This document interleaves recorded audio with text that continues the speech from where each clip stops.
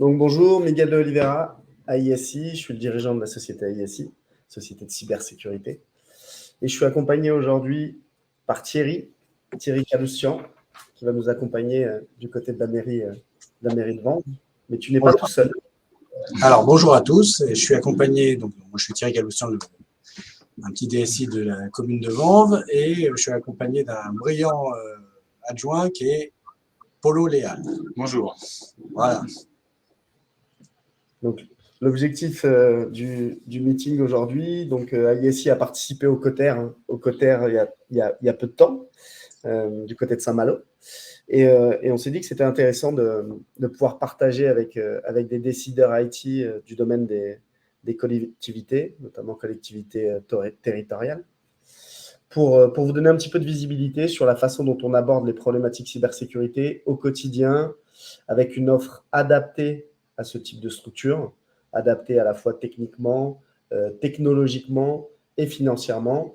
Et pour ça, on a trouvé ça sympa de faire participer un de nos clients avec qui on intervient au quotidien sur les problématiques de cybersécurité. Donc, je vais vous partager un petit slide qui va nous permettre de vous présenter un petit peu, dans un premier temps, la mairie de Vanves, et ensuite, AISI pour que vous ayez de la visibilité sur les activités, avant qu'on puisse rentrer dans le vif du sujet. Donc, 2 petites secondes. Je vous partage le petit slide qui va bien. Normalement, vous avez de la visibilité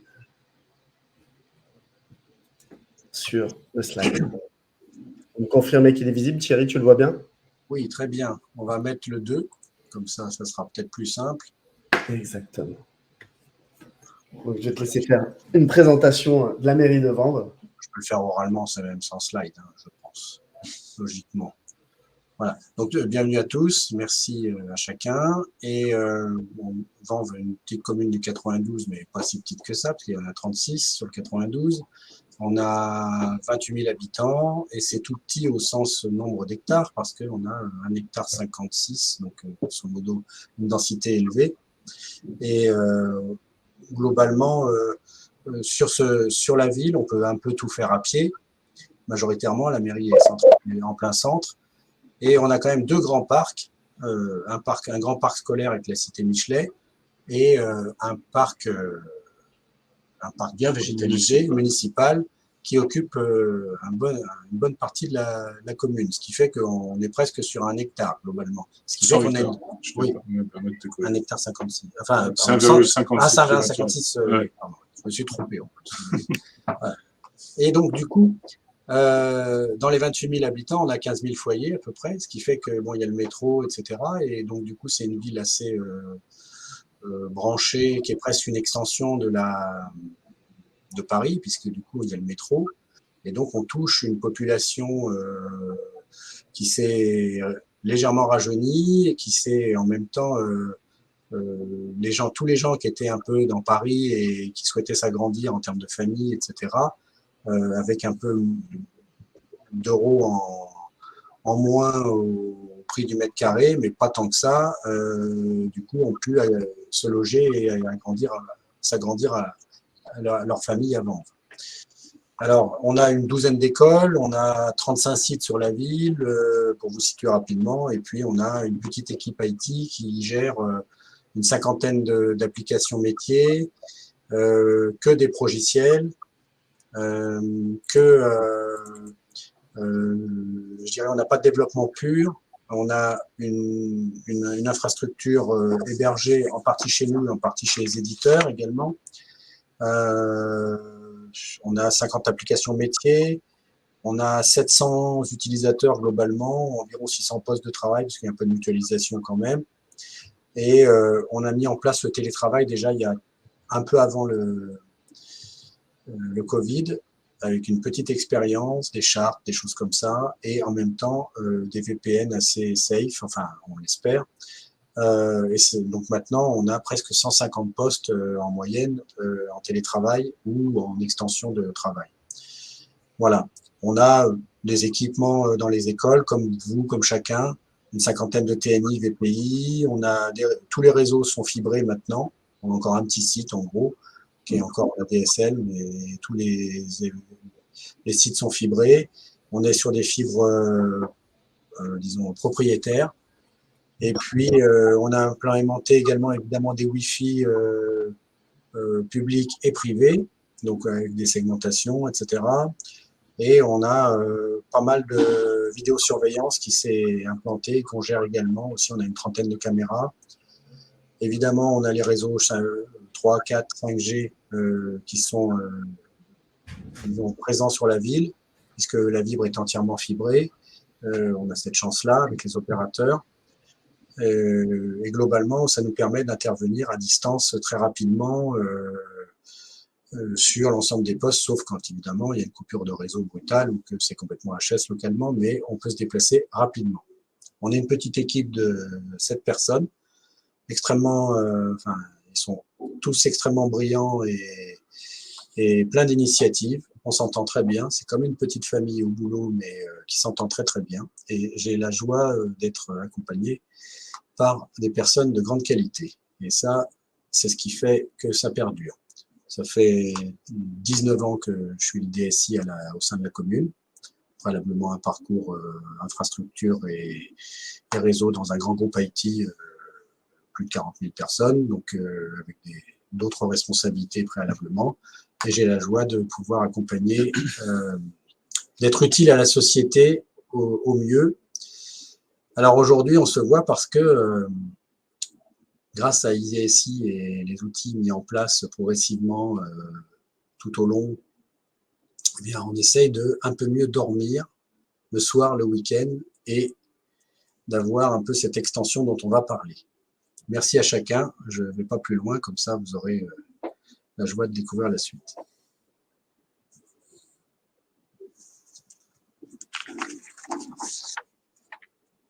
Miguel, il faut que tu remettes ton micro, peut-être. Je disais, c'est gentil. Merci de ne pas spoiler ma partie. Merci beaucoup. Donc, le but du jeu maintenant, c'est de vous présenter très brièvement ISI avant qu'on rentre vraiment dans le cœur du sujet. Vous l'avez compris, c'est vraiment un webinaire qui est dédié à la cybersécurité à destination des collectivités. Donc, aujourd'hui, ISI, c'est une structure qui approche les 300 clients. C'est une structure qui a 11 ans, sur laquelle on intervient aujourd'hui parce qu'au préalable, on intervenait pour des très grands comptes, type CAC 40, SBF 120, et on a vu venir un petit peu la vague d'attaque. Et il y a quelques années, on s'est dit qu'il fallait qu'on arrive à proposer une offre pertinente, abordable à nos clients en matière de cybersécurité, que ce soit de la cybersécurité offensive ou défensive. Donc aujourd'hui, c'est une équipe de 30 collaborateurs dédiés aux services qu'on délivre. Et on est expert cyber depuis le début de la plateforme cybermalveillance.gouv.fr. En tout cas, on est inscrit sur cette plateforme depuis ses premiers jours. On a eu pas mal de réponses à incidents de sécurité à effectuer, notamment pour des collectivités. Donc, ce qui fait qu'aujourd'hui, on est vraiment dans le cœur du sujet de la cybersécurité. Que ça aille sur une offre à 360 degrés qui vous est très brièvement présentée là. Donc, l'anticipation. On va aborder des sujets tels que le RSSI as a service, donc des sujets qui viennent nous permettre d'aider des DSI qui n'ont pas d'RSSI avec eux pour traiter des sujets de gouvernance, des sujets de conformité, de gestion du risque. Donc ça, c'est la brique anticipation. Dans cette brique anticipation, il y a également une activité de threat intelligence où on va regarder la menace, on va regarder ce que font les attaquants, notamment les nouvelles menaces qui sont utilisées par les attaquants pour attaquer. Donc c'est une brique qui est essentielle à la fois pour les aspects stratégiques de la cybersécurité, mais aussi pour des aspects plus opérationnels. On reviendra sur l'intérêt de la threat intel pour faire de la détection et de la réponse. Il y a également une brique qui est liée à l'identification. Donc cette identification, elle est liée typiquement à des sujets techniques, donc du pen test. On va aller identifier les failles qui sont présentes sur votre système d'information, les exploiter pour mener une attaque à la manière d'un attaquant et pour que vous puissiez avoir une roadmap, de la remédiation à effectuer pour élever le niveau de sécurité. Donc ça, c'est un sujet très opérationnel, très technique. Mais on va également travailler sur des sujets plus stratégiques sur cette partie-là. Donc typiquement, des sujets d'identification des activités critiques. et des actifs qui sont liés à ces activités critiques. Donc ça, c'est des missions qui vont nous permettre, dans le cadre d'une attaque, de savoir quels sont les services qu'on veut relancer le plus rapidement à destination des administrés, par exemple, et donc les équipements informatiques qui correspondent à ces services. C'est hyper important parce que quand on a une réponse à un incident de sécurité, souvent cette brique, elle n'est pas traitée au préalable, donc on est obligé de la traiter pendant l'attaque ou pendant la réponse à l'attaque. La troisième brique, qui est une brique de protection, donc on va vous fournir des solutions de sécurité. Donc là, on a fait un gros travail de benchmark pour vous donner un ordre d'idée sur la partie EDR. Ça fait 6 ans et demi qu'on travaille sur le sujet. Donc c'est un sujet qui est à la mode aujourd'hui. Pour nous, c'est un sujet qui date un petit peu et qui est toujours d'actualité. Donc ça fait 6 ans et demi qu'on a des technos de cybersécurité au catalogue, qu'on remet en question tous les ans. Et donc on a enrichi notre catalogue sur le sujet EPP, EDR typiquement.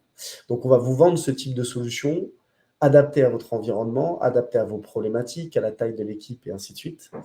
Et on va ensuite vous aider à les gérer au quotidien. Les gérer au quotidien, donc pour faire leur maintien en conditions opérationnelles, mais également leur maintien en conditions de sécurité. Donc ce maintien en conditions de sécurité qui va avec l'activité de SOC, donc de détection. Donc un SOC, en français, on appelle ça un COS, Centre opérationnel de sécurité. Donc ce centre opérationnel de sécurité va nous permettre de surveiller au quotidien, comme nous le faisons pour vendre, les alertes de sécurité, pouvoir contacter le client en lui disant, voilà, on a vu une alerte de sécurité qui nous paraît suspicieuse, on a besoin de faire une levée de doute, est-ce que c'est vous qui avez effectué des manipulations, est-ce que c'est un de vos prestataires qui a effectué des manipulations? Si ce n'est pas le cas, il va falloir qu'on investigue. Et là, on va partir en investigation pour réaliser des prestations potentiellement de réponse à un incident de sécurité si réellement on a une attaque. Donc, on traite le sujet cybersécurité à 360 degrés et la réponse à un incident de sécurité est vraiment une compétence rare en France, mais également dans le monde, parce que c'est une compétence qui nécessite d'avoir de l'expérience en réponse à un incident de sécurité, donc de vivre au quotidien des réponses à incidents de sécurité. Et petit à petit, on a pu créer des process, de l'outillage qui nous permettent d'industrialiser ce type de situation que nos clients n'ont pas envie de vivre et qu'ils vivent très peu souvent. Nous, malheureusement, c'est notre quotidien et on a pu, grâce à ça, acquérir de la compétence et de l'expérience sur le sujet. Donc voilà pour la présentation d'ISI. On vous a mis quelques communes avec lesquelles on travaille. Bien évidemment, on ne les a pas toutes listées. Désolé si certains sont présents et que leur logo n'apparaît pas.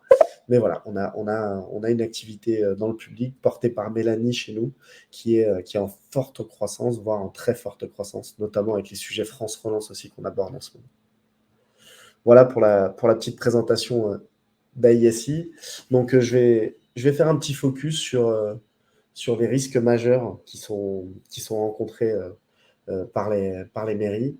Donc clairement, on a un des risques majeurs, c'est l'interruption de service. On l'a vécu avec certains d'entre vous. Donc une interruption de service à la fois pour les administrés, mais également pour les partenaires, pour les collaborateurs. On a une atteinte à la réputation également, parce que mine de rien, c'est jamais agréable d'entendre citer sa ville en disant telle ville a été attaquée, à ce qui paraît, c'était il y a 2 semaines, ils n'ont toujours pas remonté la totalité des services, à quoi c'est dû, pourquoi ils se sont fait attaquer. C'est le type de feedback qu'on a souvent, soit dans la presse, soit via bouche à oreille, quand on a ce type d'attaque. Et il y a également le risque de fuite de données. Parce qu'aujourd'hui, il y a de la donnée dans les mairies. Les cyberattaquants savent très bien que ce n'est pas une cible sur laquelle ils vont venir chercher des rançons. Donc forcément, ils viennent chercher autre chose. Et la data est une source d'attaque importante parce que c'est une motivation importante pour les attaquants. Beaucoup d'informations sur les administrés qu'on peut récupérer dans les mairies. Donc forcément, vous vous posez la question des solutions qui peuvent être mises en place, de comment les mettre en place, sous combien de temps on peut avoir un service de cybersécurité qui est opérationnel dans ce cadre-là. Et on a travaillé clairement le sujet pour pouvoir vous proposer des solutions qui soient adaptées financièrement, qui permettent d'élever le niveau de sécurité et surtout qui permettent très rapidement de mettre en place le service. Donc chez nous, et après, n'hésite pas, Thierry, si tu veux, s'il y a des éléments où tu penses que le contexte correspond bien aux mairies. Le contexte qu'on a fait chez nos clients, il est celui-ci. Il est qu'on a très peu de ressources en cybersécurité chez nos clients. donc RSSI. Donc, on a beaucoup de mairies aujourd'hui qui travaillent sans RSSI. Certaines essayent de se regrouper sous forme de groupement pour attirer un RSSI qui va ensuite effectuer du part-time chez l'ensemble des mairies, mais c'est quand même une démarche qui est naissante, qui n'est pas encore complètement mise en place. Donc, sur la partie RSSI, on donne un coup de pouce, typiquement en ce moment, on donne un coup de pouce à Nanterre sur le sujet. Mais au-delà du RSSI qui, lui, va définir la stratégie cybersécurité, travailler sur les sujets qu'on voyait au début, donc de gouvernance, de gestion du risque et de conformité, il y a forcément une partie opérationnelle dans la cybersécurité qui est portée par des analystes en cybersécurité, par des ingénieurs en cybersécurité.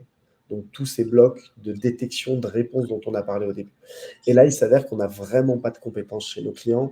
Dans le meilleur des cas, on va avoir un alternant en cybersécurité, mais malheureusement, il n'a pas de sachant pour l'encadrer. Il a une équipe de DSI, des profils infrastructure, des profils dev qui vont l'accompagner, mais il n'aura pas un sachant, un analyste important pour l'accompagner dans sa montée en compétences. Donc, ça permet de donner un coup de pouce, mais ça ne répond pas totalement aux besoins.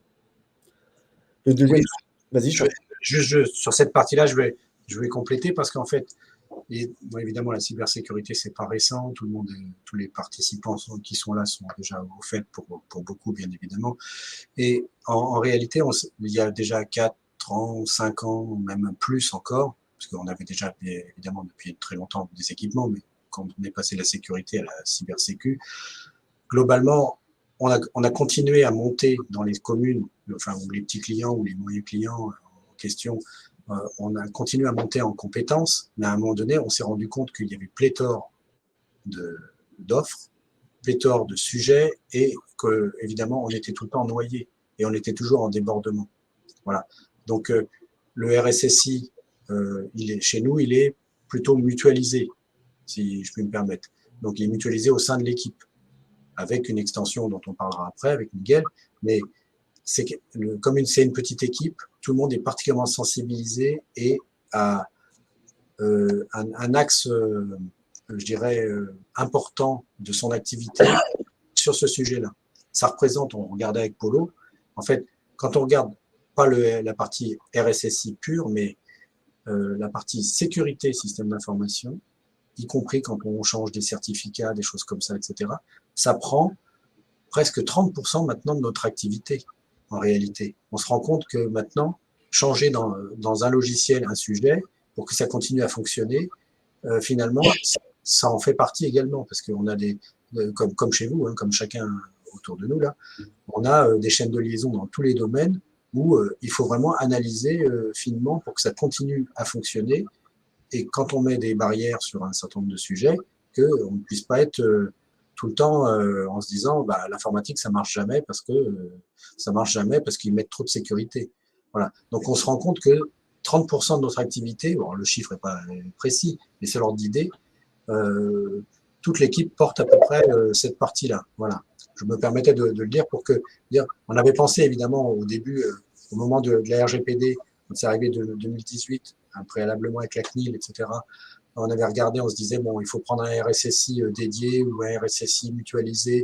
On s'était posé la question, comme on appartient à des communautés d'agglomération, des communautés de communes, des EPT, des établissements publics territoriaux, comme chacun des personnes présentes dans ce webinaire, en réalité, on s'était posé la question de regrouper un peu la task force aussi bien même côté DPO et côté RSSI.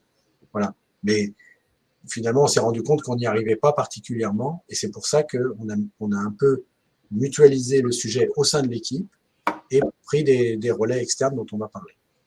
Merci. Merci Thierry. Mais clairement, c'est le cas également chez les clients du domaine du privé. Aujourd'hui, c'est des compétences qui sont très rares, très dures à trouver. Une fois qu'on les a trouvées, il faut réussir à les garder. Il faut réussir à maintenir leur niveau de compétence. Donc clairement, l'externalisation d'une partie du service, attention, il ne faut pas externaliser la totalité des activités, bien évidemment. Il faut qu'on soit en capacité de co-gérer avec vous ces sujets de cybersécurité. Car vous connaissez le métier d'une mairie et nous, on connaît la partie cybersécurité. Et c'est vraiment le travail d'équipe entre vous et nous qui permet d'assurer la sécurité. La profondeur de log, c'est également un sujet. Malheureusement, c'est trop souvent un sujet lors des attaques, lors des réponses à incidents de sécurité. Donc souvent, on a des clients qui veulent savoir depuis quand les attaquants sont présents sur le système d'information. On fera un petit focus là-dessus ensuite.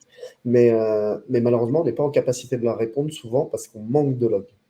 Donc on a souvent les 1 an de log sur les firewalls.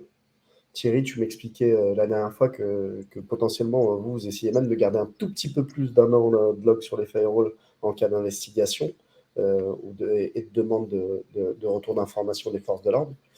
Mais sorti du firewall, souvent on a des clients qui manquent de log sur la partie AD, sur la partie messagerie quand on a de l'Office 365, sur des solutions de sécurité, ou quand on acquiert la solution de sécurité, on ne s'est pas aperçu qu'on n'avait qu'un mois de log qui était intégré et qu'il fallait être en capacité de stocker les logs supplémentaires qu'on voulait conserver. Donc, c'est vraiment un sujet important parce que nous, sans log, on a du mal, bien évidemment, à identifier depuis quand les attaquants sont présents. Donc, c'est vraiment un sujet essentiel pour nous. Le troisième sujet, c'est un sujet qui va un peu à l'encontre de certains discours facilitateurs du type j'ai une techno qui est très facile à prendre en main, à gérer. Oui, bien évidemment, on fait le focus sur des technos qui soient faciles à maintenir, mais le facile a ses limites. Forcément, il faut maintenir le niveau de compétence. On a en face de nous des technos qui s'enrichissent énormément. Ce que faisait un EPP-EDR il y a 6 ans et demi, aujourd'hui, ça n'a plus rien à voir. Aujourd'hui, il y a beaucoup plus de fonctionnalités. Donc, clairement, il a fallu maintenir le niveau de compétence, mais surtout acquérir de nouvelles compétences sur les nouvelles fonctionnalités proposées par ce type de produit. Et c'est le cas pour la quasi-totalité des produits de sécurité aujourd'hui. Ils évoluent quasiment en temps réel et on a pour obligation de maintenir ce niveau de compétence pour assurer le maintien en conditions de sécurité de ces solutions. Donc, clairement, même quand on est technophile et qu'on est dans une mairie, on arrive à maintenir jusqu'à une certaine limite le niveau de compétence. Et ensuite, nos clients viennent réassurer la compétence chez nous. Comme ça, au moins, on est toujours dans une logique de co-gestion avec les équipes de nos clients. Et ça, c'est très important. Parce qu'aujourd'hui, si vous paramétrez mal un EDR, on peut lui faire passer beaucoup de choses sur la partie EPP-EDR parce qu'on se trompe sur du whitelisting ou ce genre de choses. Et en fin de dernière partie, on a un contexte géopolitique aujourd'hui qui forcément qui exacerbe un peu les inquiétudes et aussi les envies de certains attaquants. Donc clairement, il y a un impact, aujourd'hui sur le monde de l'entreprise aujourd'hui en France et sur les acteurs du public. Donc aujourd'hui, on a vraiment un constat chez nos clients où il y a un besoin à la fois de processus, d'hommes avec des compétences bien évidemment, et de l'expérience, et de technologie. Aujourd'hui, on est vraiment dans une démarche où il faut des hommes derrière les technos de sécurité qu'on va acquérir. Donc, vous avez vos équipes. Bien évidemment, il faut qu'elles continuent de travailler sur ces sujets-là. Mais aujourd'hui, la responsabilité d'aller regarder les alertes de sécurité et d'aller paramétrer ces solutions de sécurité, elle doit venir d'un SOC externalisé et d'une équipe de réponse à incidents de sécurité qui peut se mettre à disposition très rapidement en cas d'alerte. Voilà pour le petit slide. Je ne sais pas si tu as des choses à ajouter, Thierry, par rapport au contexte des acteurs du public sur le sujet. Alors, sur le contexte géopolitique, nous, bon, bah, évidemment, avec les élus, etc., on est un petit peu, comme tout le monde, avertis, parce que économiquement, il y a un certain nombre de choses. Maintenant, sur les outils et les ressources, etc., je pense que on va développer après, peut-être dans le slide d'après, parce que c'est peut-être plus adapté. Ah, je passe au slide suivant. Voilà. Donc, sur notre partie, en fait, bon, comme je vous ai dit, nous, on a souhaité en fait que ça soit une démarche, bon, le mot est un peu galvaudé, mais proactif, parce que finalement, il y a quelques années déjà, on a commencé à y réfléchir. On y a réfléchi à plusieurs avec les DSI de GPSO également. Le Grand Paris Seine-Ouest, c'est le PT dont on dépend également, et puis avec nos pairs également, avec, par exemple nos amis ici présents également, parce qu'il y en a pas mal qu'on connaît. Et certains sont clients, d'autres sont prospects ou sont avec d'autres accompagnants, bien sûr, parfois des plus gros, mais nous, on a souhaité être accompagnés avec une taille, disons, humaine, adaptée et connaissant un peu nos environnements. ça signifiait en même temps pour que notre équipe puisse continuer à monter en compétences. Parce qu'en fait, si on comprend pas trop, enfin nous, c'est notre analyse, hein, mais si on comprend pas trop ce qu'on fait ou ce que les autres font pour nous, au bout d'un moment, on est rapidement largué et ça devient un métier d'expertise tel que finalement on dit oui à tout ou plus ou moins, je dirais, avec peu de discernement. Or, moi j'ai la chance de vraiment être accompagné avec une équipe brillante, c'est grâce à eux que j'existe tous les jours et je les en remercie, mais et ils sont curieux, ils sont intelligents, ils prennent des initiatives, ils vont à la recherche. Je ne vais pas dire c'est leur passion, mais en tout cas c'est bien leur métier. Et le fait de continuer à être pertinent et ne pas reléguer le sujet à un tiers extérieur complètement, ça nous convenait tout à fait. Chacune des collectivités, elle est différente, bien sûr. Nous, c'était le modèle qui nous convenait. Donc, on a vécu, en fait, par l'intermédiaire d'un POC ou d'un POV, au concept ou value, on a vécu, dans un premier temps, les éléments pour prouver que c'était fonctionnel et que, avec les éléments tiers qu'on avait choisis préalablement, qui étaient complémentaires, on pouvait continuer à s'en sortir. Ce qui fait que, globalement, ça s'est montré comme plutôt, ISI là-dessus a intervenu au travers du POC et du POV, qui a perduré donc dans le temps, puisque on l'a fait en décembre, c'est ça, novembre, oui. Ah, c'est ça. Bon, bref, en fin d'année dernière. Et au début, on se débrouillait un peu par nous-mêmes, enfin pas au début, mais à cette période-là, on se débrouillait plutôt par nous-mêmes avec des prestataires, mais avec des éditeurs, etc. Et donc, finalement, on n'était pas très serein. Là, ce qui a changé les choses, c'est que du coup, ça représente vraiment une extension à notre service IT d'ici, sur cette partie-là. Et donc, du coup, bah, vous voyez, le soir, le vendredi soir ou le dimanche, etc., on est beaucoup plus serein quand même, globalement, et on peut un peu mieux dormir. Franchement, j'en ai parlé plusieurs fois avec les élus, y compris avec le premier élu et avec le DG, etc. Ils se rendaient bien compte qu'on était très inquiets et qu'on était de plus en plus fatigués. Alors, je dis pas que c'est plus le cas, mais c'est moins le cas quand même. Et ça y fait pour beaucoup parce que on se complète bien et ça nous apporte un tiers qui nous conseille et qui porte le sujet avec nous. Donc, avec la mise en place de ce SOC, en fait, on a, je dirais, une certaine quiétude. Je ne veux pas rentrer dans la partie technique, je veux dire, globalement, c'est une certaine quiétude que ça nous apporte avec un coût mesuré. On ne parlera pas spécialement du coût là, mais au début, il y a quelques années, enfin il y a 2 ans, quand les premiers SOC, ou 3 ans, quand les premiers SOC sont sortis, c'était pharaonique l'adressage économique pour nous. Ça c'était pas adapté.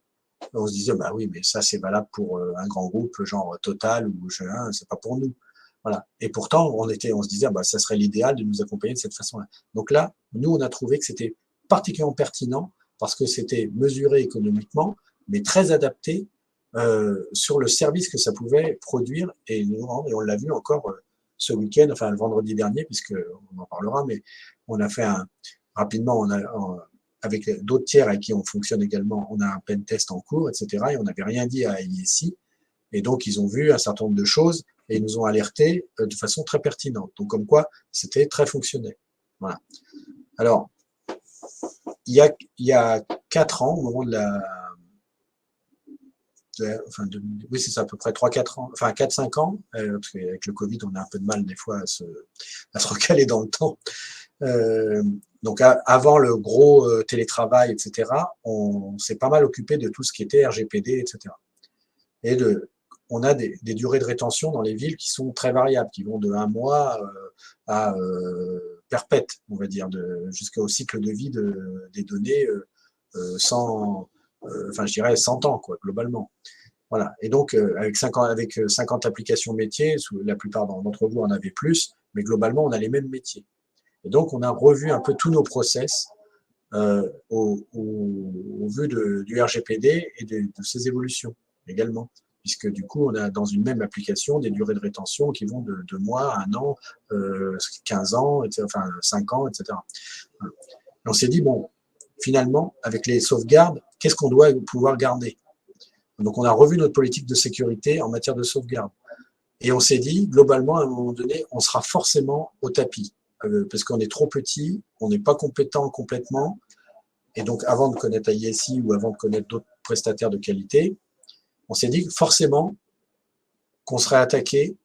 Il n'y a pas de raison que, puisque du coup, il y a ceux qui développent les vecteurs d'attaque, ceux qui les commercialisent et ceux qui les achètent et les utilisent. Donc, et ils adressent parfois un peu à l'aveugle, même souvent. Et du coup, quand ils sont dans un CHU, des fois, ils ne le savent pas. Ils savent qu'au début qu'ils sont dans une adresse IP. Et donc, nous, on s'est dit, ils vont forcément aussi nous attaquer. Des attaques, on en a eu, mais des petites jusqu'à présent. On n'a pas été complètement au tapis jusqu'à présent. Et ce qui fait que on s'est dit, de toute façon, à un moment donné, il faudra reconstruire. Donc, on a décidé de mettre en place des sauvegardes qui étaient déjà existantes, etc., et dupliquées, co, etc. Mais on s'est dit, rendons-les froides et donc, en théorie, inaccessibles. Donc, avec pas de wake online, pas de choses comme ça, vous voyez, enfin, tout ce que vous connaissez. Et tous ces éléments-là, progressivement, ça nous a aidé à nous sécuriser progressivement. Alors, on le fait sûrement pas complètement à fond. Il y a encore des gaps, il y a encore des axes d'amélioration conséquents, etc. Mais on se prépare quand même et on teste à pouvoir reconstruire. On l'espère dans un temps court, pas en 6 mois ou 1 an, mais en quelques semaines, on l'espère. On verra, l'expérience le montrera. J'espère que ça ne sera pas aussi long que d'autres collègues qui ont malheureusement, pour partie même, perdu des données, je dirais, définitivement, peut-être, c'est arrivé également. Enfin, voilà. Et donc, on pratique, vous voyez, on avait fait des tests d'intrusion il y a quelques années, on a refait, bon, pendant le Covid, on a fait un peu moins, je vais être honnête, parce que on a été tellement débordés avec le télétravail, avec les demandes, toutes les équipes IT, elles étaient particulièrement au feu, sollicitées, et nous, on n'était pas vraiment en télétravail, vous voyez, contrairement aux autres. Hein, voilà. Donc, on a mis en place un certain nombre de choses, et globalement, on essaye de les actualiser et de se mettre au bout du jour tout le temps par le biais d'un prestataire. Voilà ce que je voulais compléter sur ces éléments-là.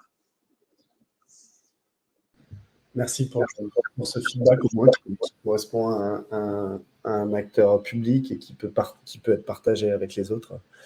Mais clairement, on est là pour renforcer les démarches qui sont déjà mises en place en interne et pour vous faire bénéficier aussi de tout le temps qu'on a pu passer à définir notre offre. Donc forcément, le but du jeu, c'est de vous faire gagner du temps. Aussi. Donc là, on va faire un tout petit stop sur la timeline d'une attaque, parce que souvent, ceux qui nous connaissent sont au courant de ce slide, mais on entend vraiment parler de beaucoup de choses concernant les attaques, et aussi de beaucoup de choses qui, parfois, ne correspondent pas du tout à des mairies en termes de typologie d'attaque. Aujourd'hui, nous, dans les attaques qu'on a vues, qu'on a vécues, on a essayé de donner une visibilité sur une timeline type, et on est rarement très loin de cette timeline qu'on va vous détailler. La compromission initiale, c'est ce fameux poste de travail, ce fameux serveur, cet équipement réseau que vous n'avez pas mis à jour, et qui va être utilisé par les attaquants pour rentrer. Donc très souvent, pour avoir la main sur un poste de travail, ça passe par du phishing. On sait qu'il y a des belles technos de phishing, mais qui ne pourront jamais arrêter 100% des phishing. Donc forcément, ça restera une porte d'entrée très importante sur les systèmes d'information de nos clients. Une fois que l'attaquant a la main sur un équipement dans votre système d'information, qu'il soit connecté à votre LAN ou qu'il soit connecté via le VPN, la plupart du temps, on a besoin de entre 2h30 et 3 jours pour devenir admin du domaine. Donc ça, c'est un scénario qu'on rencontre dans les pentests et notamment dans les pentests internes. Quand vous nous donnez une prise dans votre LAN pour effectuer une attaque, dans 100% des cas, on arrive à devenir admin du domaine et ça nous prend, si je prends le record, c'est 2h30. Si je prends le timing classique, c'est 2 jours, voire 3 jours.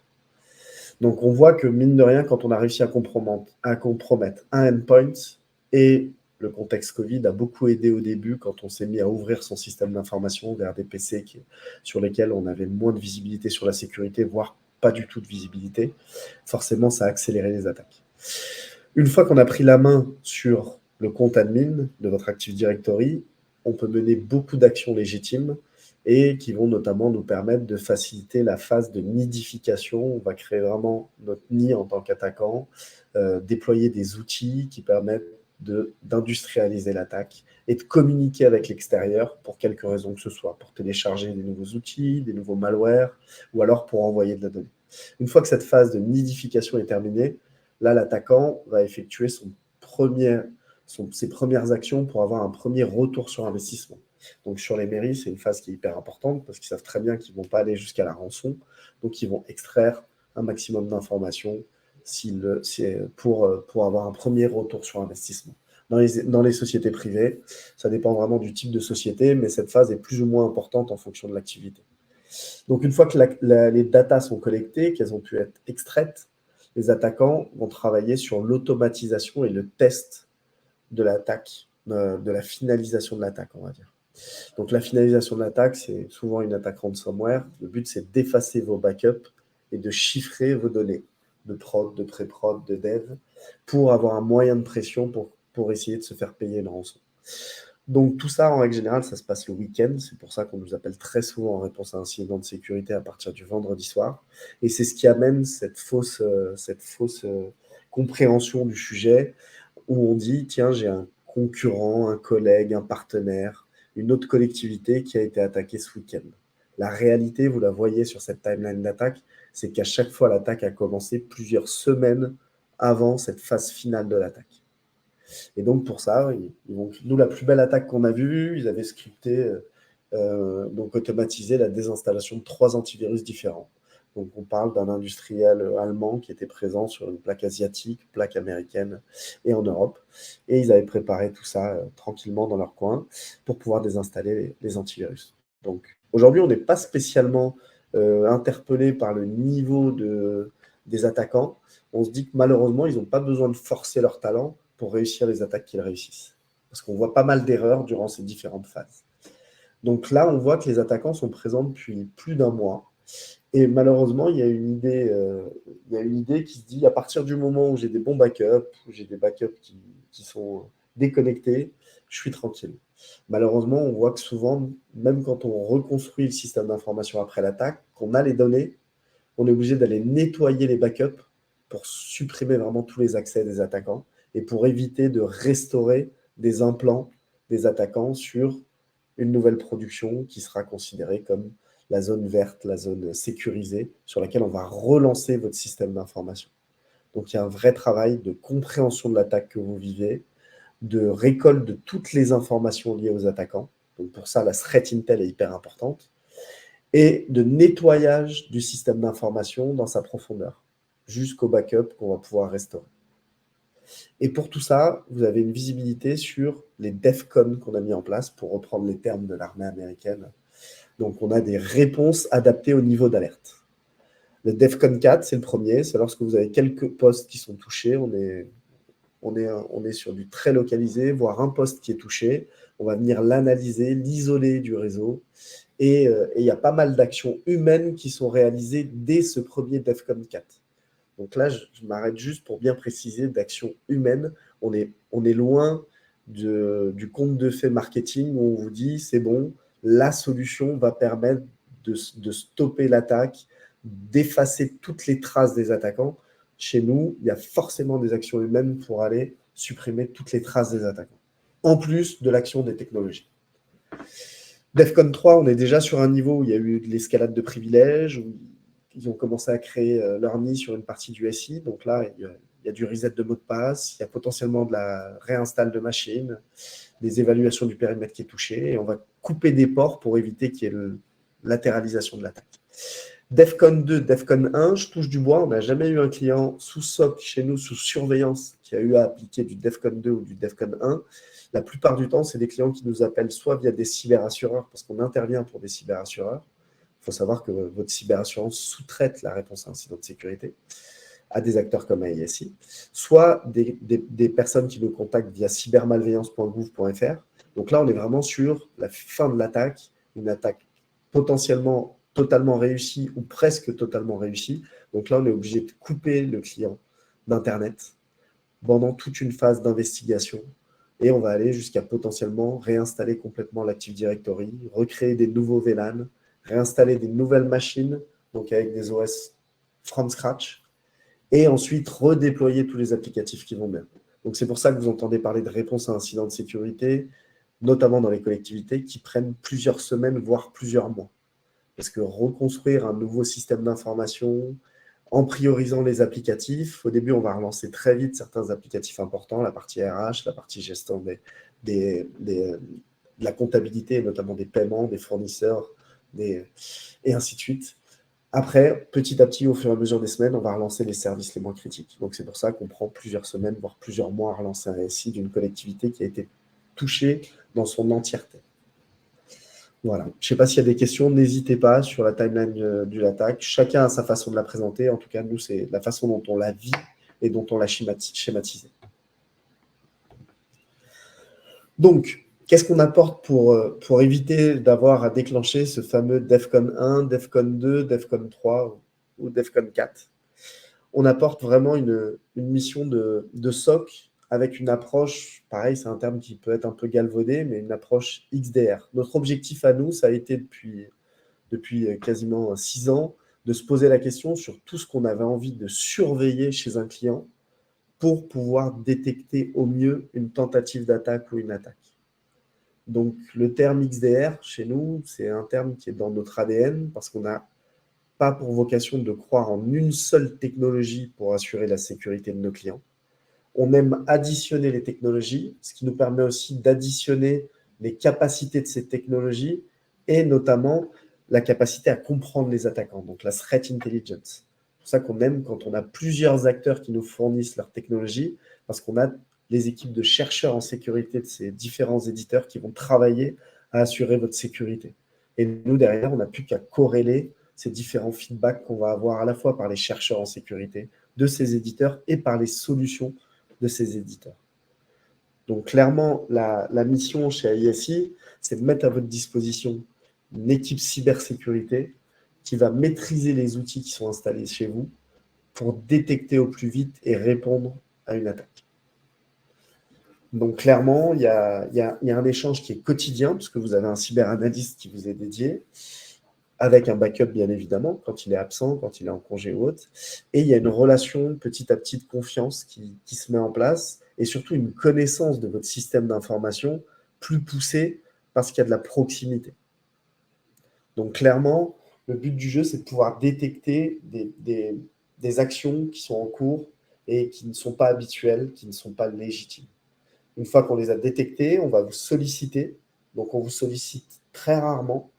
Mais lorsqu'on vous sollicite, c'est qu'on a besoin absolument d'une réponse de votre part pour effectuer ce qu'on appelle une levée de doute et savoir si une action qui est en cours est ou pas légitime et quelles actions on peut mener en termes de remédiation. Donc, la remédiation ne fait pas partie des actions du SOC qui, lui, est vraiment là pour détecter et analyser, évaluer et classifier. Mais ensuite, c'est les équipes chez nous qui sont en charge de la réponse à incident de sécurité qui vont vraiment traiter les alertes et réagir aux alertes. Donc, tous les DEFCON que vous avez vus sur le slide précédent correspondent réellement aux actions de nos équipes de réponse à incident de sécurité. Donc, on va prendre des actions parce qu'on va identifier un malware qui a déjà été identifié par des chercheurs en cybersécurité. On va aller se renseigner sur tous les indices de compromission et tous les indicateurs d'attaque qui sont liés à ce malware, toutes les stratégies qui sont mises en place par les groupes d'attaquants qui utilisent ce malware, les tactiques, et on va pouvoir prendre les bonnes actions pour sortir définitivement le groupe d'attaquants de votre système d'information.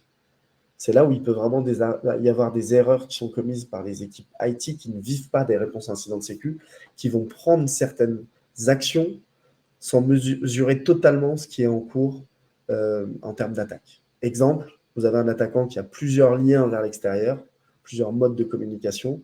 Vous allez couper un des modes de communication vers l'extérieur uniquement, parce que vous n'avez pas identifié tous ces accès qui étaient déjà mis en place par les attaquants. Là, typiquement, les attaquants vont se rendre compte que vous avez identifié qu'une attaque était en cours, que vous n'avez pas identifié la totalité de l'attaque, et ils vont potentiellement accélérer l'attaque et mener certaines actions dans l'urgence. Donc aujourd'hui, le périmètre qu'on va surveiller chez nos clients, je vais dire que le premier étage de la fusée, c'est le PPEDR. Donc ça fait 6 ans et demi qu'on travaille sur le sujet. Petit à petit, nos clients nous ont demandé de faire du support sur ce type de solution, puis du service manager, et enfin du SOC. Donc il y a déjà quelques années, on a certains clients qui nous ont dit « Ok, c'est bien d'avoir du service manager sur le PPEDR, mais nous, ce qu'on veut, c'est être alerté le jour même lorsqu'il y a une attaque ou une remontée inquiétante de l'EPPEDR et que vous puissiez mener des actions en fonction de cela. » Donc, premier étage de la fusée, le PPEDR. Derrière, on va aller chercher des Windows Logs que vous voyez à cet endroit-là, parce que les Windows Logs vont venir enrichir la visibilité qu'on a sur des tentatives de connexion échouées, par exemple, ce qu'on appelle du brute force dans notre métier. En plus des Windows Logs qu'on va aimer aller chercher chez nos clients, ça va être au choix soit des connexions réseau. Donc nous, on aime bien investiguer sur les DNS dangereux ou potentiellement dangereux que vous requêtez. Le cas assez symptomatique qu'on va rencontrer, c'est un EPPEDR qui nous dit que tout est safe sur le parc, il n'y a pas de menace, tout va bien. Mais malheureusement, on a un firewall ou un proxy cloud qui nous dit qu'on a une machine dans le parc qui est en train de contacter des domaines dangereux, type serveur de command and control. Donc clairement, il y a une vraie inquiétude chez nous. Et à ce moment-là, souvent, ce qu'on va identifier, c'est qu'il y a un poste ou un serveur dans le réseau qui, lui, n'est pas encore équipé de l'EPPEDR parce qu'il y a eu un oubli d'un prestataire, un oubli de l'équipe IT, parce que vous avez des SI qui vivent. Et malheureusement, l'erreur humaine, elle peut avoir lieu de tous les côtés. Et à ce moment-là, ça nous permet de corréler le fait qu'on ait une connexion réseau dangereuse alors qu'on a un EPPEDR qui nous dit que tout va bien. Donc clairement, on aime avoir ce deuxième niveau de check. Donc, les Windows Logs, Firewall Proxy, on a des clients qui nous demandent aussi de surveiller leurs services exposés, typiquement Office 365, Azure AD, parce qu'aujourd'hui, ils ont des alertes qui sont mises en place. Dès qu'on met en place ce type de solution, au début, on est assez fan des alertes qui nous sont remontées et très vite, on retourne à la production, au projet, à notre quotidien, et on délaisse un petit peu ces alertes de sécurité et on ne les traite plus, ou on les traite moins bien. Clairement, les clients préfèrent nous les confier et on préfère qu'ils nous les confient. Comme ça nous permet d'avoir une visu encore complémentaire sur le niveau de sécurité de votre réseau. Et enfin, le dernier niveau de sécurité qu'on implémente maintenant chez des clients, quand on parle de structure à taille humaine, il y a des sujets comme le NDR, donc le Network Detection and Response, donc cette fameuse sonde réseau qu'on va installer au cœur de notre réseau pour voir tous les mouvements latéraux, pour voir tout ce qu'on appelle flux est-ouest, parce que souvent votre firewall, il est en sortie de réseau, il est encore rarement en cœur de réseau sur cette taille de structure. Le firewall étant en sortie de réseau, on a juste la vision du nord-sud, et le NDR, lui, va nous donner de la visu de tout ce qui se passe en est-ouest notamment, et il va pouvoir faire des analyses dans le cloud de tous ces mouvements, de toutes ces actions qu'il y a sur votre réseau. Donc aujourd'hui, on a des clients qui nous ont demandé d'ajouter à l'EPPEDR, à la vision sur les DNS et sur les services exposés, une vision réellement sur tout le réseau en termes de détection et de réponse. À tout cela, il faut ajouter un service de comité de sécurité, donc un COPIL qu'on va organiser au choix tous les 3 mois, tous les 2 mois, voire tous les mois pour des clients importants, et qui vont permettre d'être vraiment dans une démarche d'amélioration continue de la sécurité. Donc, c'est vraiment un moment durant lequel on va vous présenter un peu les nouvelles tendances que l'on voit en termes d'attaquants, voir les nouvelles solutions qu'on a étudiées, qu'on a mis en place chez les clients, mais surtout, durant lequel on va prendre le temps d'analyser ce qui s'est passé sur la période précédente, les alertes qui ont été remontées, les actions qui ont été effectuées, celles qui n'ont pas été effectuées, et c'est ce qui permet de sensibiliser les clients, d'avoir un petit rôle aussi de poil à gratter pour dire « Ok, ce sujet-là, ça fait 2 copiles qu'on doit le faire avancer et qu'on ne le fait pas avancer. Il va falloir vraiment le prioriser sur la prochaine période. » Donc voilà pour l'approche SOC d'ISI. Je ne sais pas si tu as des éléments à mettre en avant, Thierry, par rapport à la façon dont c'est présenté et à la façon dont toi, tu le vis au quotidien avec tes équipes. Alors nous cette partie pilotage, elle est franchement d'une très grande valeur ajoutée. Je ne vous le cache pas, parce que des fois, on se dit sur certains projets, des fois les copiles, bon, c'est moyen. Autant sur cela, on ne manquera pas le rendez-vous. Parce que c'est évident, et le fait de l'avoir bloqué, j'en ai même demandé en plus. Il le sait, Miguel, puisque du coup, quand on a fait le POV, etc., au fur et à mesure, on en avait plus pendant quelques temps. Puis progressivement, on a un peu étalé les sujets. Et on était un peu en surbooking, un peu, en termes d'heures ou de jours par rapport au projet. Et finalement, j'ai pu en négocier un petit peu de budget avec la direction générale dessus. Et c'est très fortement conseillé parce que finalement, on a pour nous en même temps toute la partie continuité de service sur ces sujets-là. En même temps, on apprend énormément, contrairement à, je dirais, des solutions produits, des démarches, etc. Du coup, c'est une vraie continuité de formation et de mise en œuvre en même temps. Et un pilotage pertinent et élevé de la part des prestataires. Et du coup, et en fait, le fait de le systématiser, franchement, on essaye de. Bon, tout n'est pas parfait, bien sûr, mais on essaye de pas passer à côté des choses importantes, quoi. Voilà. Et en tout cas, si on y passe une seule fois, la deuxième fois, on le rate pas, en théorie. Voilà. Donc ça, et les gens sont, enfin, là, c'est ici, mais sont extrêmement compétents et très, ils ont beaucoup de pédagogie en même temps pour nous, malgré qu'on ait des techniciens ou des ingénieurs de grande qualité. Euh, c'est très pédagogue en même temps pour nous, on apprend énormément de choses. Voilà. C'est le sentiment qu'on en a. Donc, c'est plutôt à renouveler et à intensifier. Merci pour ton feedback. Et clairement, quand tu disais, on a des ingénieurs de qualité, des admins de qualité. Chez tous nos clients, aujourd'hui, on a des équipes infra qui sont très pertinentes, qui gèrent leur sujet de sécurité comme nous, on le gérait avant. Et en fait, on comprend largement le gap de ce qu'on peut vous apporter. Pourquoi? Parce qu'il y a quelques années de ça, nous, on gérait les firewalls, les proxys de très grands comptes, et on était persuadé de faire de la sécurité dans sa globalité. Et quand on a commencé à découvrir les EPP-EDR, les timelines d'une attaque, le fait de faire de la threat intel, de la réponse à incident de sécurité, de l'analyse de malware, toutes ces choses-là, qu'on a commencé à monter des plateformes en interne, des process qui allaient bien à la fois pour la détection, à la fois pour la réponse, on arrive petit à petit à vraiment mesurer le parcours qui a été réalisé. Bien évidemment, il nous reste encore plein de choses à mettre en place, parce que c'est un domaine dans lequel il faut être très humble. C'est beaucoup plus facile d'attaquer que de défendre. Mais on voit le chemin parcouru, et c'est pour ça que souvent, quand on entend des clients nous dire on va potentiellement monter un SOC en interne ou autre, on est capable de vous faire un retour d'expérience qui est très conséquent sur ce qui évolue chaque année chez nous en termes de capacité de détection et de réponse à incident de sécurité. Et le chemin a été long. Ça fait déjà plus de 6 ans qu'on bosse sur le sujet. Et il nous reste encore quelques années pour continuer à améliorer les services parce qu'on est dans cette démarche. Donc voilà, n'hésitez pas pour partager sur ce type de sujet. Je ne sais pas si tu veux nous dire deux mots, Thierry. On t'a parlé un petit peu des directions générales euh, sur, euh, sur la façon dont tu as amené le sujet pour bénéficier d'un SOC ou autre. Ouais, je pense que c'est judicieux parce qu'on a tous les mêmes problématiques. Les gens qui sont autour du chat, là, dont je vois, là, ou même enfin, l'ensemble de mes collègues, pairs ou présents aujourd'hui. Euh, Finalement, il y a quelques années, on aurait, enfin, nos élus ou même nos directions générales, suivant leur sensibilisation, ils étaient, ils avaient l'impression qu'on n'avait pas les codes nucléaires, que c'était pas Fort Knox chez nous, vous voyez, donc il n'y avait pas grand-chose. Ils disaient, non mais enfin attendez, Thierry, pourquoi ils nous attaqueraient nous?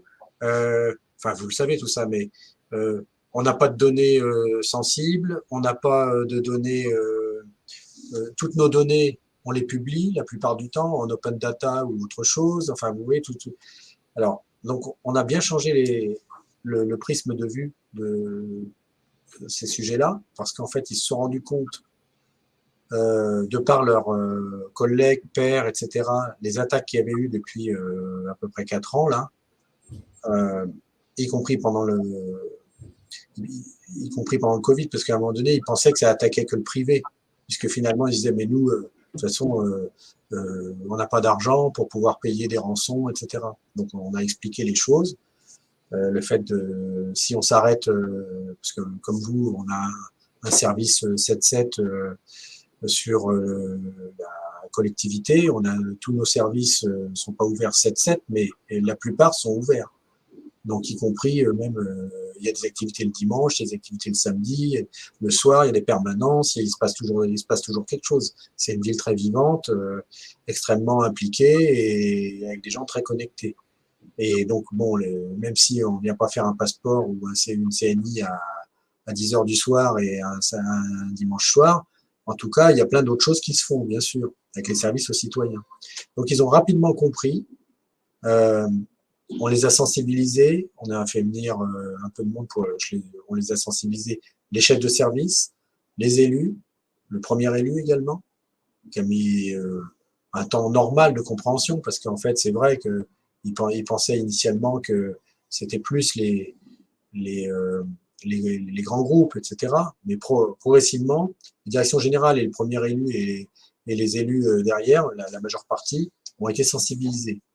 Direction opérationnelle, un peu moins. Parce qu'évidemment, chacun est dans son microcosme. Donc, du coup, il faut réitérer le message régulièrement. Mais en revanche, ils nous font extrêmement confiance.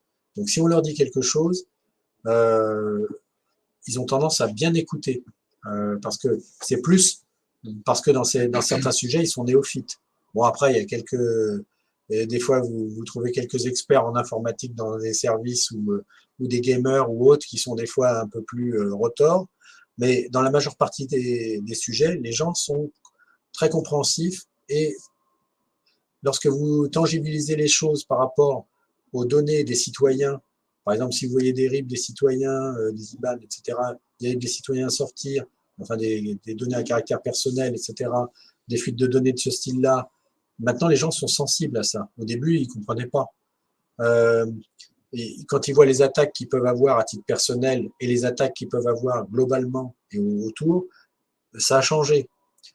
Euh, Quand on a montré en direction générale et aux premiers élus la complexité de nos cartographies de systèmes d'information, 50 ou 100 applications métiers qui communiquent, etc., et avec des providers ou des éditeurs externes dont il faut aussi s'occuper pour la cybersécurité, puisque du coup, on en est responsable également, puisque du fait, c'est nos co-traitants ou sous-traitants dans certains cas.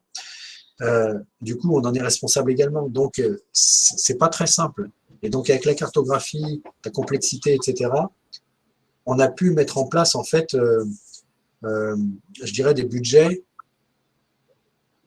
parce que les élus et la direction générale a été convaincus du sujet.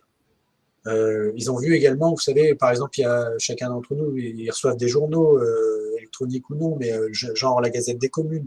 L'ANSSI communique pas mal, la cyber malveillance, etc., cybergouv, etc., ils communiquent beaucoup. Donc, on leur, on leur relaie, et même eux maintenant, les DG, nous envoient régulièrement les articles en conséquence, qui les touchent, qu'ils ont touchés, etc. Donc, du coup, les choses se sont bien améliorées sur la partie connaissances, pas forcément compétences, mais connaissances, et sur la partie budgétaire également, pour trouver les budgets associés, sans tomber dans un délire également économique, pour rester raisonnable. C'est pour ça qu'on a pris une structure comme celle-ci pour avoir un socle. Parallèlement, on a développé avec plusieurs qui sont présents aujourd'hui des rétex de ce qui s'était, enfin des rex ou des rétex qui s'étaient passés dans différents domaines et notamment dans la cybersécu. Et ça, les gens en collectivité, c'est une grande chance parce qu'ils partagent facilement. Et on est entre pairs et on n'est pas concurrents. Donc du coup, on s'entraide très facilement. C'est l'esprit du côté numérique. C'est l'esprit de plein d'autres sujets ou de clubs utilisateurs également ou d'amitié professionnelle, bien sûr. Voilà. Donc ces éléments-là, en général, on se recommande plutôt des bonnes solutions. On ne se recommande pas des mauvaises solutions. Nous, on n'a pas d'intérêt au plan économique ou au plan politique, vous voyez. Donc, ou alors on dit, bah voilà, telle solution, surtout no way, surtout n'y va pas, c'est pas la peine. Ils sont en fin de vie, la boîte va être vendue. Enfin, oui, tout ça, vous le savez. Mais là, c'est pas le cas. Les produits sont aussi bien dans le Gartner, etc., ou ailleurs, dans le top, enfin en haut à droite plutôt. Les prestataires sont bien positionnés et de toute façon, quand on l'a essayé, nous, franchement, on a trouvé que c'était extrêmement séduisant et performant pour nous. Donc, le vendre après aux directions générales au plan économique, ça a été beaucoup plus simple de le mettre au budget, etc. Voilà, je me permets d'insister sur ce volet-là. C'est un peu lourd, bien sûr, mais économiquement, pour les DSI, c'est pas toujours simple. Puisque du coup, on est un peu l'empêcheur de tourner en rond dans ces cas-là. Et donc, on veut absolument pas, je dirais, transparaître de cette façon-là, parce que sinon, ils vont dire, on a des élus de temps en temps, j'en côtoie ailleurs, et pas qu'avant. On a de la chance d'avoir des élus plutôt intelligents et de qualité. Donc, on se connaît depuis longtemps. On a une confiance mutuelle. Voilà. Et je vois de temps en temps, dans les discussions, les gens ramènent l'informatique à leur téléphone. Vous le voyez. Alors que nous, on gère une complexité de cartographie SI qui est quand même beaucoup plus élevée. Voilà. Nos DG, nos élus sont plutôt favorables et sensibilisés à ce sujet-là, au moins depuis les 2 dernières années. Voilà. Au moment du RGPD, un peu moins, mais progressivement, ils ont pris le train en marche. Et je pense que l'État, avec les différentes actions réalisées, y a beaucoup contribué. Et puis, la sensibilisation progressive, ça y fait.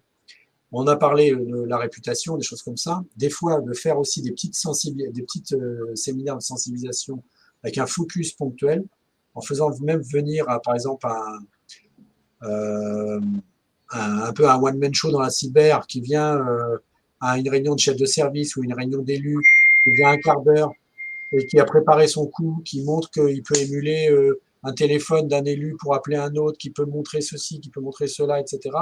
Des fois, c'est très pragmatique. Et donc, bon, évidemment, nous, l'alerte au président ou la fuite de données au président ou la défense au président, on est lié à la trésorerie, donc on peut pas, on est moins touché par ce genre de sujet, par l'extorsion de fonds, mais d'un autre côté, sur les autres sujets, sur la réputation, etc., les gens sont beaucoup plus sensibles. Voilà. Donc je me permettais de compléter pour exprimer un petit peu ces sujets-là qui sont plus matures qu'avant. Évidemment, c'est un curseur qui doit tout le temps évoluer, mais sur lequel on n'est pas vécu négativement avec ce sujet-là. Ben, de temps en temps, forcément, mais on n'est pas vécu négativement. Ils sont conscients que le patrimoine de données et la cybersécurité, c'est l'affaire de tous. Voilà. Donc, c'est pas que l'affaire de la DSI qui gère le BINS associé. Merci pour ton feedback. On a clairement je vous partage moi le feedback côté privé parce que c'est intéressant. Vous avez quand même des DSI qui sont hyper complexes à gérer parce que vous avez X métiers alors que dans le privé, en règle générale, sur les structures à taille humaine, on a quelques métiers, mais c'est beaucoup moins important que sur le système d'information que vous maintenez et que vous faites vivre. Et clairement, aujourd'hui, on emmène les directions générales sur les sujets cybersécurité parce que l'enjeu maintenant, c'est de savoir si les clients vont vouloir leur confier des données, si les clients vont vouloir être connectés à eux, les partenaires. Là, il n'y a pas très longtemps, on avait une société dans l'habillement qui s'est fait attaquer. On s'est aperçu que ces partenaires qui géraient vraiment toute la logistique des marchandises qu'ils produisaient ne voulaient plus connecter son système d'information avec la société parce qu'elle avait subi une attaque. Donc là, on s'aperçoit que la confiance qu'on va vouloir gagner auprès de nos clients, auprès de nos partenaires, auprès de nos donneurs d'ordre, elle est hyper importante. Et de plus en plus, nos jeunes, nos enfants vont commencer à vouloir contrôler à qui ils confient de la donnée. C'est pour ça qu'eux sont nés dans une génération où valider si on donne ses cookies ou pas, c'est une vraie question. Quand pour nous, pour certains, parce que c'est une habitude, on va avoir tendance à... Bon, c'est pas mon cas parce que je suis dans la cyber et je deviens un petit peu parano à force d'y être. Ils vont avoir tendance à accepter les cookies très, très, très facilement. C'est pas le cas de la jeune génération qui, elle, va demander de plus en plus d'informations sur OK, vous stockez quoi comme données, comment, combien de temps, comment je fais pour faire effacer mes données. Et donc, de plus en plus, on va avoir cette question-là, à la fois dans le privé, mais aussi dans le public, avec des administrés qui vont s'intéresser clairement au sujet. Donc voilà, c'est un sujet qui devient de plus en plus stratégique pour les entreprises. Merci à tous. On a un petit sondage et Lucie a travaillé sur le sujet avec Mélanie. Donc, si vous voulez être sympa avec eux, avec elle, pardon, n'hésitez surtout pas à répondre au sondage pour leur faire un petit feedback un petit peu. Vous y accédez en bas à droite. Donc, n'hésitez surtout pas. Je vais juste compléter, Miguel. En fait, là, comme il y a pas mal de collectivités, vous voyez, pour vous donner la sensibilité du sujet, je pense que dans toutes vos villes, il y a ce qu'on appelle un PCS, un plan communal de sauvegarde. Donc, c'est typiquement crash d'un avion, attaque terroriste, pandémie locale, enfin pas pandémie, mais disons intoxication importante au sein d'une école, un réseau de gaz qui explose, ou enfin qui fuit, pardon, ou une station totale, une station, pardon, pas totale, mais une station service, excusez-moi d'avoir dit total, station-service qui fuit ou autre chose. Vous voyez, une fuite d'eau importante, mais qui touche tout un quartier, ou la panne électrique qui peut arriver sur un gros transformateur voisin, etc. Voilà, donc on a des fiches de PCS, donc de plan communal de sauvegarde. Et cette année, ils nous ont demandé d'en réaliser une pour le cas de la cyberattaque. Voilà, je me permets de compléter simplement par rapport à ça, parce que du coup, on l'avait sensibilisé. Et donc, j'ai dû en faire une avec le DPO en même temps. Et donc, en mettant les constatations, quels sont les premiers éléments de réaction, etc. Qui je dois informer, le plan de communication, savoir dire que ça va durer longtemps, etc. Voilà. Donc, et économiser les ressources, planifier, ne pas communiquer n'importe quoi, etc. Voilà. Donc, on n'avait pas mis dans le PCS, donc évidemment nos serveurs sont en PRA, PCA, en reprise et continuité d'activité. Mais pour répondre à la question de Brahim, je pense, nous, le PCS en question, c'est plutôt des documents administratifs sur lesquels un document de référence pour pouvoir se mettre, je dirais, en phase avec quand ça va arriver, tel ou tel sujet, pour pouvoir répondre. Donc là, on a dû compléter avec une fiche. Bon, on n'a pas mis un roman non plus. Ça tient en 4 pages, pas plus, hein, parce que sinon, les gens ne le liront pas. Et c'est déjà pas mal. Mais surtout, les premiers contacts, qui est alerté, etc. Enfin, tout ce qu'il faut faire dans ce cadre-là, et qui est sûrement pas exhaustif. Et surtout, les bons comportements à cibler et ceux à éviter. Pour information, il y a le DSI d'Orly, Brahim Mehdi, qui indique qu'ils ont intégré le PCA au PCS et clairement qu'il y a une fiche d'action qui est prête en cas de crise. Voilà, donc ça prouve bien qu'on a tous un peu quand même les approches, pas forcément similaires, mais assez voisines quand même. Voilà. Merci pour le retour d'expérience en tout cas. Des deux côtés, de ton côté et également du côté d'Orly. Bon, on échangera, Brahim, avec plaisir, si on peut se compléter, enfin si vous le souhaitez, bien sûr. Il va faire un test en septembre. Figure cross alors. On croise les doigts pour que ça se passe bien. Voilà, donc on arrive à la fin de notre petit webinaire. Merci à tous d'être restés. Je vois que tous ceux qui ont démarré sont restés. Donc j'espère que le sujet vous a intéressé. On est bien évidemment à disposition pour répondre à d'éventuelles questions, demandes d'informations, coups de pouce. N'hésitez surtout pas. C'est dans l'esprit d'AISI que de pouvoir donner un coup de pouce dès qu'on en a la possibilité. Merci encore à la team Vendre. Merci. Merci à vos beaucoup. équipes. Merci à chacun. Et au plaisir.